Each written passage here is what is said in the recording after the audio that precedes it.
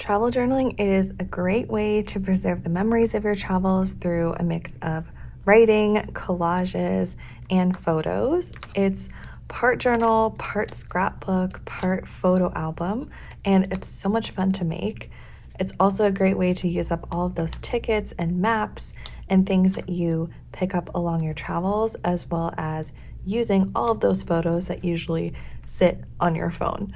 In this video, I'll be going over my best tips for travel journaling and showing you how I approached it for my trip to Italy and Greece.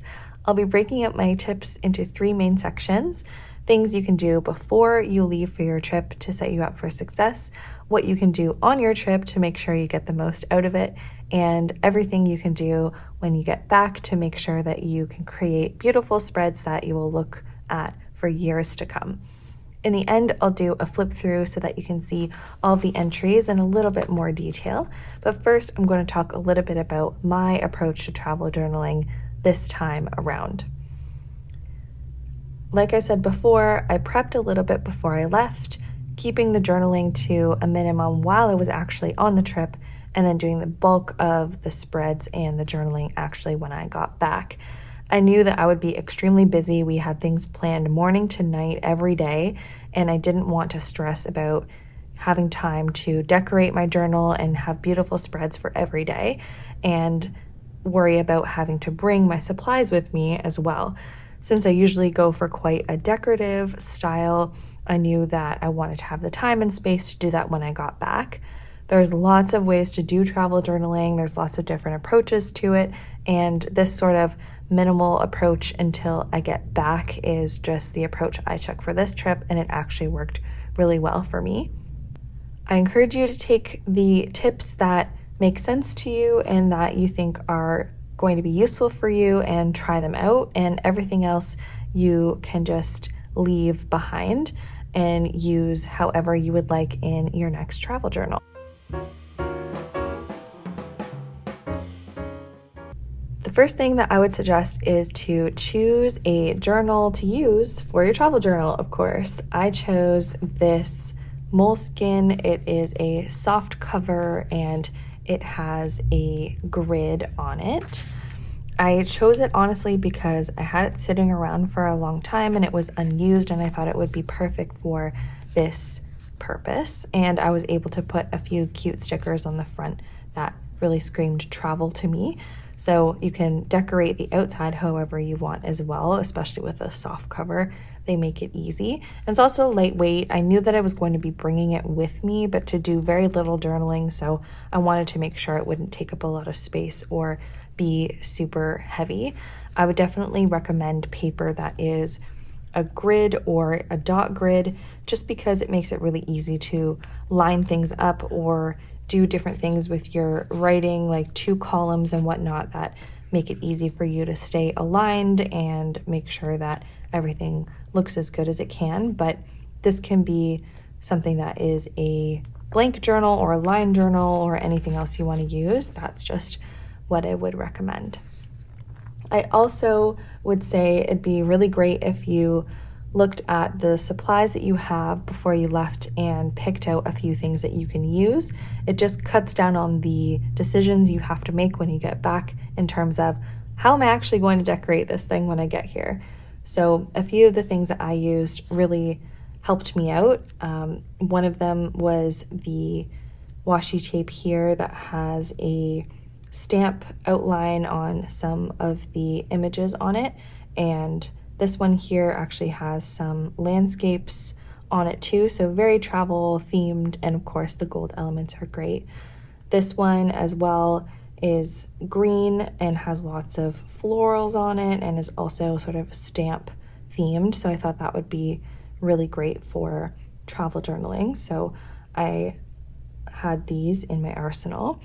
I also had this La Dolce Vita washi tape with girls on it, and they're quite small compared to the regular size La Dolce Vita stickers and ephemera that she has, but this was perfect for travel journaling to add just a little bit to a spread. Let me see if I can find one here.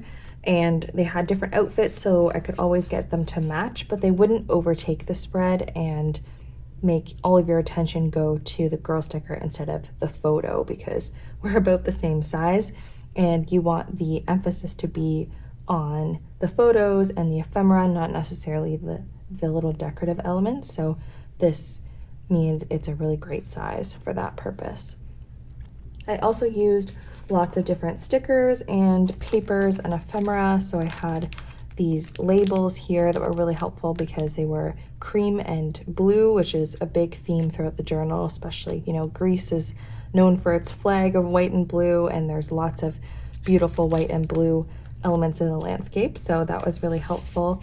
Little elements, ticket ephemera and little ticket themed things, gold print-on stickers, of course, and little papers that had some writing on them, more ticket themed stuff and book pages, some stamp themed stickers that had some different places on them and landscapes, more stamped themed stickers, some landscape, I guess this isn't landscape, this is more architectural themed stickers, some travel stickers, looks like little elements you'd put in a suitcase.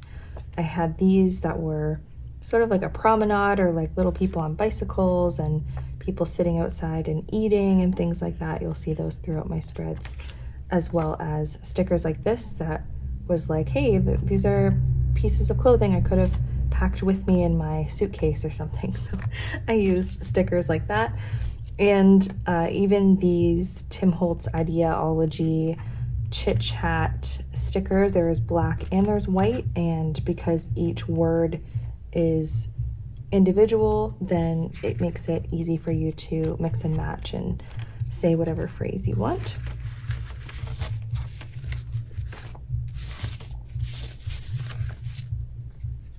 Also, of course, you want to have photos and ephemera and things that you bring back with you on the trip.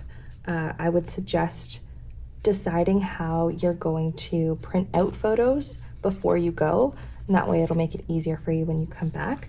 I used my Instax mini link printer and I printed photos off of my phone. I really love doing this because they're a perfect little size. They're great for this journal, and the quality is pretty good considering you're printing from your phone onto Instax paper. It would not be the same quality if you're using an Instax camera, which I've used a lot before. So I would definitely recommend figuring out how you're going to print out photos. Like I said, having all of those things picked out beforehand can really cut down on the time it takes for you to decorate, and also it can keep your spreads looking cohesive if you know approximately what color theme you want or things like that. It's totally optional, but I found it really helpful for keeping my spreads looking like they're all part of one trip, because there's lots of blue and there's lots of cream and different colors that are coming through based on the photos and the ephemera that I'm using. So definitely recommend, but it's totally optional.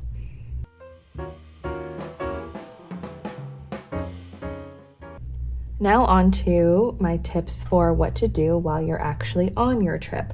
So at this point, you don't have photos printed out because you haven't taken them yet. I would definitely suggest while you're there that every day, if you can, either on your phone or in the journal that you're going to use, write down a few points about what you did each day and maybe some highlights or things that you want to remember. You would not believe how helpful this is for when you're actually making your spreads and talking about what happened each day. It can really help you jog your memory, and this is a tip that I learned from my friend Maria over at A Papery Life on Instagram, which was so helpful. As you can see, I didn't do it the entire trip, but I wish I would have, because the days that I did, it was just so helpful to jog my memory and make sure I'm including things that are important to me, and it only takes a few seconds each day. So you could do that on your phone to make it really easy, or you could do it in the journal if you'd like this. I put it at the back, and if I wanted to, because of the perforated pages, I could just tear this out and, not have to worry about it. But it was great to have this while I was away. I would also recommend making sure that you have your itinerary written somewhere or printed out somewhere so that you know where you were each day and you don't get those mixed up, because you do so much on vacation, you forget what happened which day and things like that. So I would definitely recommend having your itinerary somewhere as well. Another big tip would be to collect as much ephemera as you can while you're there. This could include things like ticket stubs or business cards or packaging for things that you buy, receipts for things that you bought, any sort of papers that people are handing out to you or anything like that, reservation cards, postcards, all those types of things.